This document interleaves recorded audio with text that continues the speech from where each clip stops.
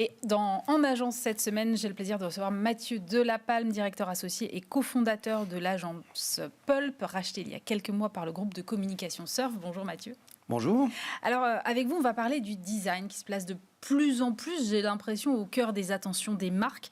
Et c'est vrai qu'on a souvent tendance dans l'imaginaire collectif, les non-spécialistes en tout cas, à cantonner le design à quelque chose qui relèverait de l'expression graphique. Or, c'est beaucoup plus que ça, je crois. Est-ce que vous pouvez, nous donner votre définition du design ?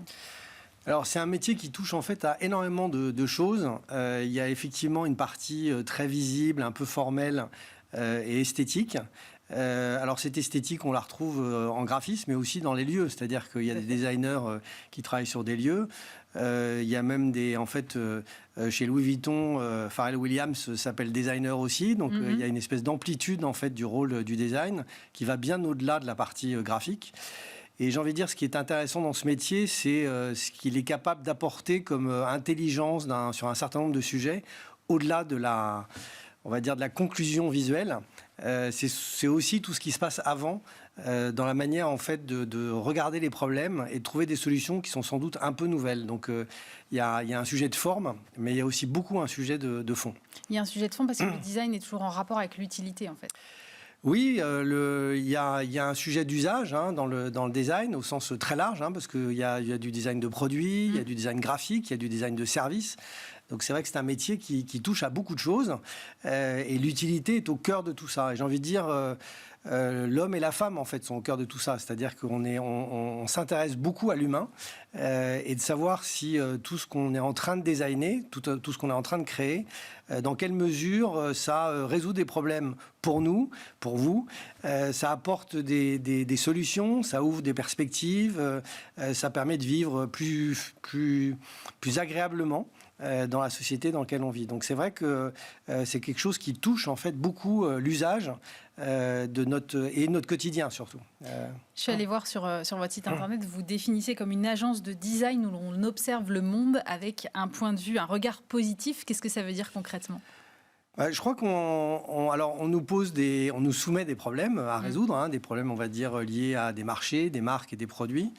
Après on en a on va dire une interprétation classique, parce que le marché a ses codes, il y a des catégories qui ont des codes, enfin, il faut y répondre de certaines manières. Et puis, on est aussi là pour apporter des choses peut-être un peu nouvelles, un peu différentes, bousculer un petit peu les habitudes. Et là-dedans, on a des convictions, nous, sur ce que le design peut apporter de positif.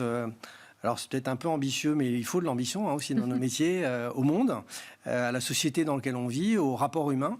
Voilà, et il y a beaucoup d'exemples qui démontrent que quand il y a du design quelque part, les gens peuvent se dire un peu plus bonjour, un peu plus merci, peuvent être un peu plus sensibles à une forme d'esthétique qui rapproche du bien. C'est-à-dire que le beau et le bien, c'est des choses qui fonctionnent très bien ensemble. Et là, je pense qu'il y a des choses à apporter, et nous, qu'on souhaite apporter. Donc ça, c'est une vraie conviction d'agence qui est très importante pour nous, qui habite l'ensemble des personnes qui travaillent à l'agence et qui est précieuse pour nous. Voilà, et qu'on essaie de transmettre à nos clients surtout. Vous citez l'humain, le beau et le bien. Quel est le rapport que vous faites entre le lien qui existe entre design et émotion ? Les designs qui sont très forts, ils sont très émotionnels, ils sont forcément émotionnels. On cherche des designs qui marquent, dans tous les sens du terme d'ailleurs. Et ce qui marque n'importe qui, il y a une part de raison, c'est-à-dire c'est utile ou ça va me servir à quelque chose. Et puis ça me touche, ça m'émeut. Et là-dedans, l'émotion est très importante. Et pour que le design fonctionne, il a besoin de déclencher en fait chez la personne une part d'émotion la plus élevée possible pour qu'il puisse s'en souvenir, adopter un produit, adopter un service, adopter une marque dans la relation. Donc c'est comme dans toute relation humaine, d'ailleurs. Il y a une part de raison, puis il y a une part d'émotion. Il y a des gens avec lesquels on aime bien être, soit pour des raisons, on va dire, des éléments très rationnels, et puis parce qu'on se sent bien, qu'on est bien avec eux. Et je pense que le travail du design pour les marques doit contribuer à ça. Et donc il y a une part d'objectif, mais il y a aussi une part de subjectif. Comment est-ce que justement vous mettez ça au service des marques alors ?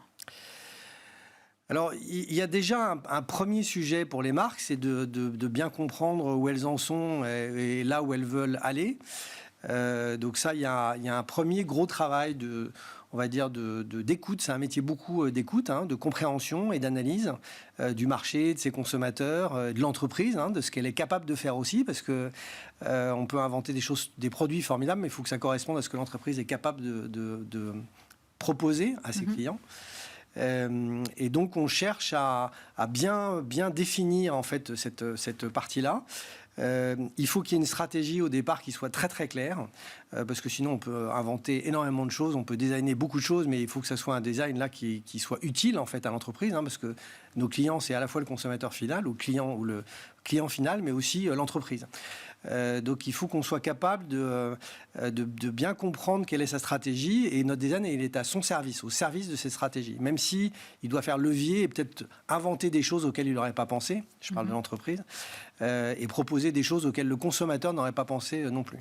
D'ailleurs, le consommateur, quand on lui pose des questions, vous imaginez quoi? Il n'en sait pas grand-chose. Enfin, il a un pouvoir d'imagination, mais nous, notre job, c'est comme l'entreprise d'ailleurs, c'est de créer des choses auxquelles les consommateurs n'ont pas forcément pensé, qui pourtant résolvent des problèmes qui sont très, très importants dans le quotidien. Vous intervenez à quel moment? C'est-à-dire au moment de la création de produits, au moment de la phase d'industrialisation, au moment plus tard de mise sur le marché? À quel moment est-ce que le design est le plus essentiel finalement? Alors, il intervient en fait alors pour faire un produit ou faire un packaging ou une identité, en fait, il intervient très tôt, justement pour bien orienter, bien définir l'angle de départ. Et puis ensuite, il accompagne tout le process jusqu'à la réalisation. Alors nous, on n'est pas capable de tout faire jusqu'à la fin, parce qu'il y a beaucoup de catégories en fait où le design intervient, et on ne peut pas être expert de tout. En revanche, sur la partie amont, la créativité, et puis on a des savoir-faire dans un certain nombre de domaines, là oui, on intervient. Donc on intervient assez tôt en fait dans le process, et il faut d'ailleurs intervenir assez tôt dans le process. Pour une chose très très simple, c'est que souvent les problèmes sont mal posés. C'est intéressant ça. Parce que les gens ont toujours une habitude de poser les problèmes de la même manière pour plein de bonnes raisons ou de mauvaises, mais les problèmes sont, ou en tout cas pour être posés un peu différemment de ce qu'ils sont aujourd'hui. Et donc notre métier est aussi peut-être de poser les problématiques de manière un petit peu différente.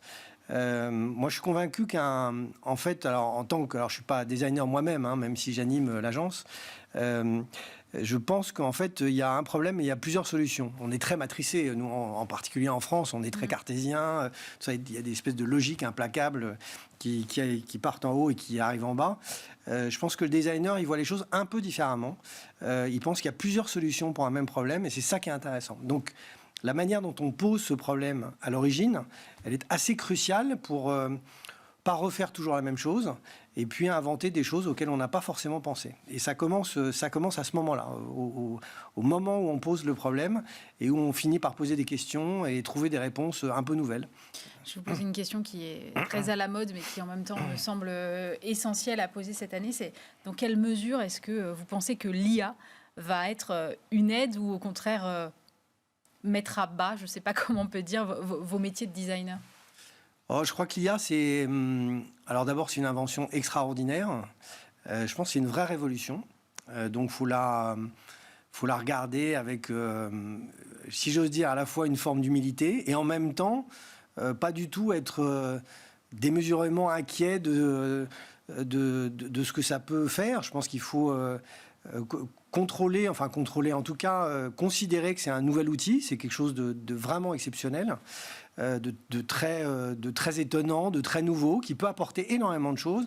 Et la vraie question, c'est comment est-ce qu'on l'utilise.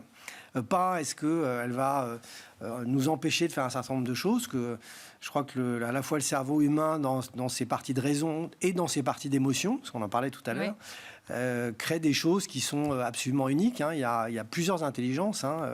Il y a la raison, puis il y a aussi celle de l'intuition. Donc plein de choses.